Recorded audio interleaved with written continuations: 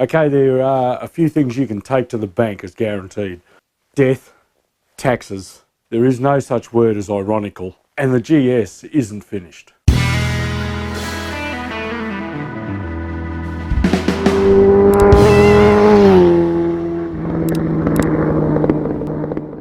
G'day everybody, welcome back. I'm literally just home from work, just got off the bike, I'm home from work. I felt compelled, I had to respond to comments on the last video. Right off the hop, thank you very much for all the really nice comments about the editing of the video. It was really good to get Jeff Penny to come along and give me a hand with that. It's nice when somebody else is flying the drone. When I do it myself, it's very difficult because you don't know what the drone's capturing, so you tend to just get a bit of scenery rather than trying to get bike shots, which is what really worked well. Also, the follow-along cameras. That has taught me that I need to get a GoPro 7 Black because the stabilisation in the new GoPros is fantastic. It's almost gimbal-like smooth compared to my old 4, and that was very evident in that video. And how Danny from $1 Million Bogan can swing his around with Gaia Band and hold it out on his Harley Davidson, and it's silk smooth. And we all know those things are as rough as Hessian undies. So, yeah, I'm going to have to spend some money. A lot of you are saying, good job, it's been a long wait, but finally it's over and it must feel nice and all the rest of it. The fact of the matter is that it isn't finished. There's still a couple of videos to go on the GS. There's going to be one on carburetors, so it'll be setting the air fuel mixtures and synchronising the carburetors on the bike. Also, when I was putting the bike back together and getting ready to go on that ride, the bloody lights decided they didn't want to play the game again. So the headlight and indicators have no power, so I need to trace that, and it's not the fuse. I've already checked the fuse. I reckon I've disturbed a wire or a plug while I was fitting either the airbox or the tank or something, but I need to get to the bottom of it. It has no horn.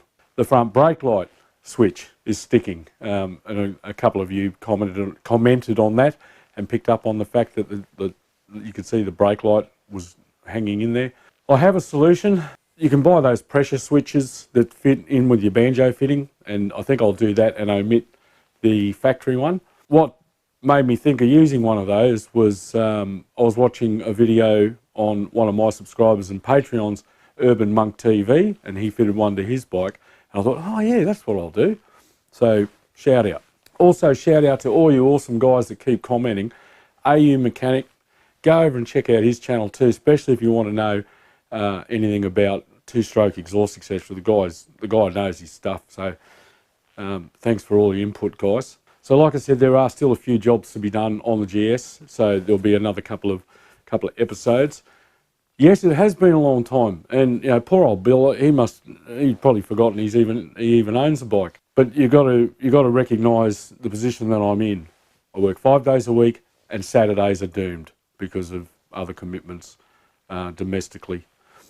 That leaves Sundays, and often that time on a Sunday ranges from between 2 hours and 6 or 8 hours, mostly somewhere in between. So if you count up the 40-odd episodes and take into account that some of those episodes took 2 or 3 days, for example, the tank chemical liner, that one, some work on the carburetors, even the petcock took a couple of days because we were waiting for parts. And then you also take into account you wait for parts, or you're waiting for things to be machined and all the rest of it.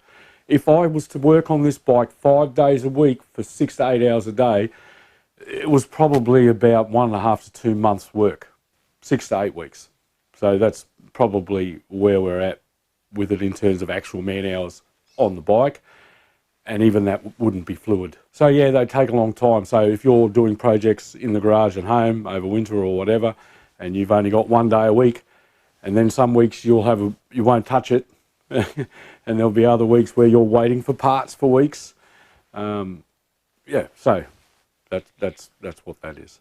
So yeah, no excuses, I guess. A couple of months worth of work to get this bike running and riding. Another shout out was to Michael Hawley, who was very generous in the early stages of this project with parts and help and advice. Right, so what next? That's what everyone keeps saying, what next? Come with me, we'll have a look.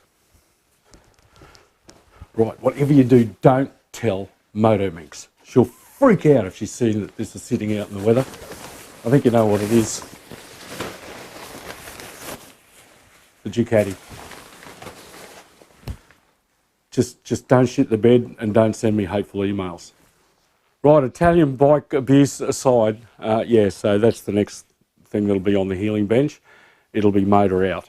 I've been talking to the guys at Euro Twins in Queensland and Gowan Lock in New South Wales, and I've been over the last few months I've been getting prices and information on what I might be in for here.